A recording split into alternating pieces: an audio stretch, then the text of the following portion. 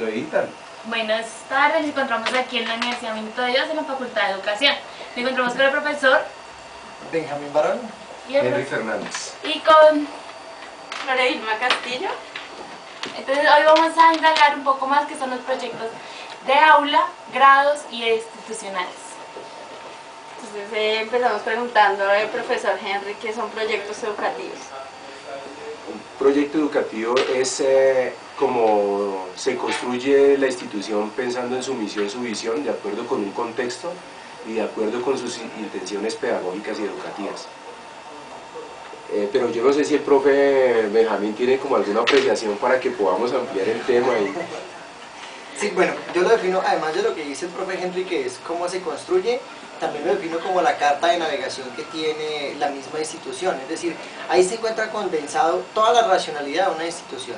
¿Listo? Sí, visión, misión, objetivos, el horizonte institucional, es decir, hacia dónde se orienta la institución, y está acompañado pues eventualmente por tres elementos fundamentales que son los macroprocesos y los procesos que se encuentran al interior de cada una de las asignaturas o áreas en este caso. Hay un aspecto importante a tener en cuenta con los proyectos educativos, y es que se están quedando en el discurso. El proyecto educativo siempre debe aterrizar en su contexto social. Entonces esa carta de navegación de la que habla el profe Benjamín debe permitir leer el contexto en donde está. Bueno, entonces, profe, ¿cómo se elabora un proyecto educativo? ¿Qué pasos o pautas debemos seguir? Bueno, ¿cómo lo haría? Yo lo haría desde una lectura de antecedentes, que es lo primero. Entonces, las instituciones surgen de acuerdo a una necesidad de un contexto. Entonces, una institución no surge de la nada. Entonces, yo hago una lectura de contexto que va desde lo macro, lo meso y lo micro. Entonces, después de haber hecho esa lectura de los contextos, entonces empiezo a plantear qué modelo pedagógico puede aplicar para ese contexto, qué marco filosófico puede aplicar en ese contexto, porque yo no puedo descontextualizar. Digamos, si yo estoy trabajando en una localidad donde tiene estratos 0 y 1, yo no puedo establecer un modelo filosófico o un marco pedagógico de acuerdo a unos intereses que estén por encima de las expectativas de ellos, de los intereses de ellos, del mismo contexto. Entonces, primero leo los contextos, repito, lo macro, lo meso y lo micro, y luego me concentro en qué didácticas, qué pedagogías, qué posturas me sirven para generar esa práctica pedagógica con los estudiantes allí en ese escenario. Entonces, en lo concreto, por ejemplo, para que nosotros empecemos a aterrizar más el asunto, es ¿qué papel juega un padre de familia frente al proyecto educativo que se adelanta? ¿Qué papel juegan los directivos, los maestros, los estudiantes, el contexto en donde se encuentra la institución educativa? Entonces, esos actores que están allí involucrados, ¿qué papel juegan? Pero también qué papel juegan a la luz de las necesidades que tienen en ese contexto.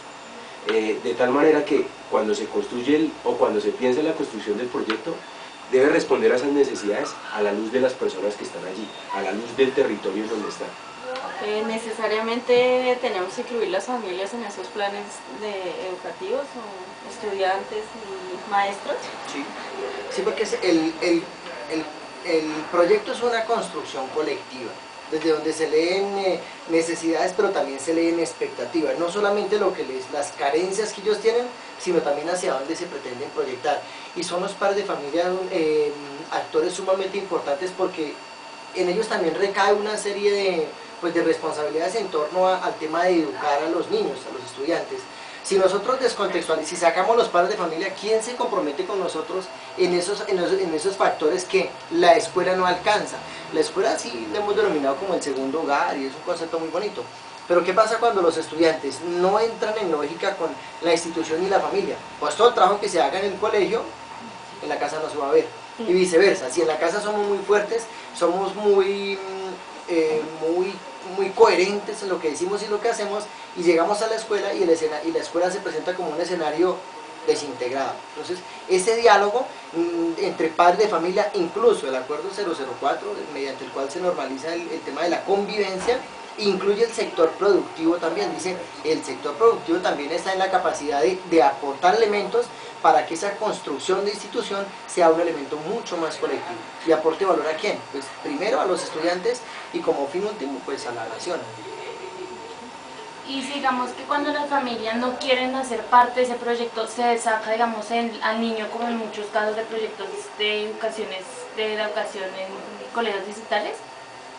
Es decir, que al niño se le saque la institución Sí, por no o sea, por no participar sus padres de familia. participar por los padres de familia. Es que muchos padres dicen, ay, eso es una bobada del colegio, entonces no apoyan al niño. Digamos que es importante tener en cuenta que en nuestro país hay como dos divisiones de educación, una pública y una privada.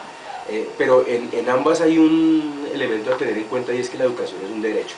Por ser un derecho, no es posible que a ti te eximan o te saquen de hacer parte de una institución. Entonces, digamos, la jerarquía es el derecho. Si tú tienes el derecho, ahí no es posible que te eximan. Pero el otro asunto es, si estás en una institución privada, por ejemplo, para las públicas obliga y es una condición que es un derecho. Sí. Si estás en una institución privada, hay unas condiciones y unos acuerdos que se establecen con los padres de familia. No quiere decir también que por no participar en un proceso te eximan, pero hay unas condiciones en donde el padre de familia tiene que jugar un papel activo. Entonces, aquí más que miremos si eximan al estudiante o lo saquen de un proceso, es entender, la pregunta yo diría es, ¿es necesario que saquen al estudiante de un contexto porque sus padres no participen? Digamos, es la pregunta. Y en donde tendríamos que reflexionar es que el estudiante no puede verse afectado por las decisiones de otras instancias. Como estamos diciendo que el PI lo que ayuda es a construir la visión, la mirada que cada uno de esos actores tiene allí, una construcción colectiva, tenemos es que invitar a los padres a que hagan parte de ese proceso y mostrarles la importancia de su mirada, de su reconocimiento frente al proceso educativo. O sea que no necesariamente se necesita la familia y, o sea, el contexto familiar que haya con respecto al estudiante para incluirlo en los proyectos educativos. Sí se necesita la lectura de ellos. Digamos, es como si nosotros cuatro que estamos aquí conversando. Si ustedes no nos hacen esas preguntas, es posible que nosotros nos enfoquemos por otro lado. Estaríamos desconociéndola a las dos. Entonces, hagamos de cuenta que tú eres mamá, que tú eres estudiante, que yo soy un profesor y que el profe es un directivo y que haya otra persona que sea una persona del sector productivo.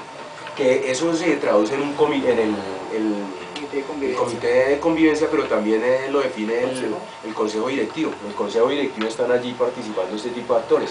Entonces, lo que habría que tener en cuenta es, si no participan esos actores, se desconoce una de las miradas para ponerla en los intereses que tenga la comunidad. Estamos hablando de una comunidad educativa y se requiere la participación de ellos. No es obligar, es mostrar la importancia que tiene cada uno de ellos para que se pueda leer en su contexto lo que está sucediendo.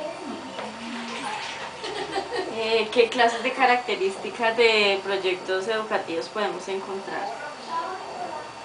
¿Clases de características? O sea, a ver, ¿Qué tipos de ¿qué tipos de proyectos y cuáles serían sus características? Bueno, yo le definiría primero el proyecto, el PEI, Proyecto Educativo Institucional.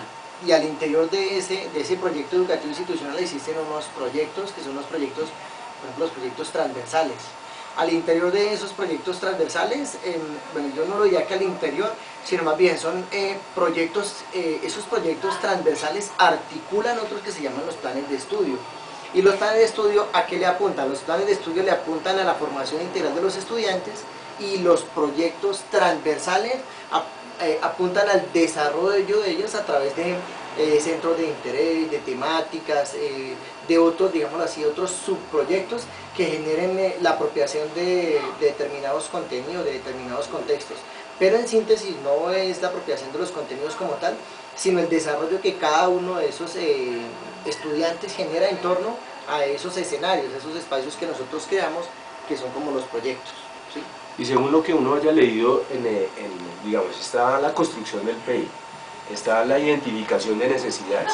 Según lo que uno haya leído con esas personas que han hecho parte, le empieza a poner un apellido al PEI. Entonces, por ejemplo, como tú eres mamá, para el ejemplo que estamos dando, entonces el interés tuyo tiene que ver con el tema de convivencia. Entonces tú puedes hablar el PEI atado al tema de convivencia. Otros pueden decir, nos interesa que en esta institución se desarrolle más el tema de trabajo, que se piense en trabajo y específicamente cómo se desarrolla el trabajo con el tema de desarrollo humano. Entonces el PEI lleva un apellido por darle allí